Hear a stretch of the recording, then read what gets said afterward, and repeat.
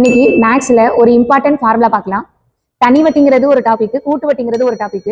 But ரிப்பீட்டடா டிஎன்பிசில தனி வட்டியையும் கூட்டு வட்டியையும் சேர்த்து வச்சு ஒரே ஒரு கொஸ்டின் கேட்டுட்டே இருப்பாங்க. அந்த கொஸ்டின் எப்படி இருக்கும் அப்படின்னா, தனி வட்டிக்கும் கூட்டு வட்டிக்கும் உள்ள வித்தியாசம் அப்படிங்கிற மாதிரி அந்த கொஸ்டின் இருக்கும். Difference between simple interest and compound interest அப்படின்ற வார்த்தை இருக்கும். ஸோ இந்த ரெண்டு டாபிக்கையும் சேர்த்து வச்சு டிஃபரன்ஸ் வித்தியாசம் அப்படின்ற வார்த்தை கேட்டாலே நீங்க உடனே கொஸ்டின்ல போய் செக் பண்ண வேண்டியது அது 2 இயர்ஸ்க்கா இல்ல 3 இயர்ஸ்க்கா அப்படின்னு செக் பண்ணணும்.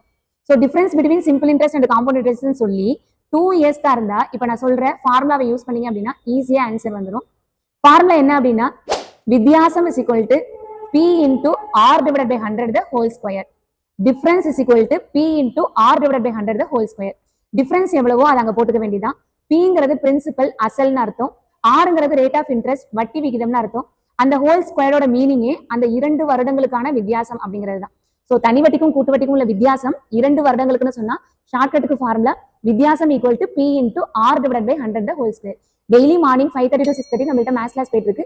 வேணுங்கிறவங்க ஸ்கிரீன்ல தெரியுற நம்பருக்கு கான்டாக்ட் பண்ணுங்க. Suffer now enjoy later.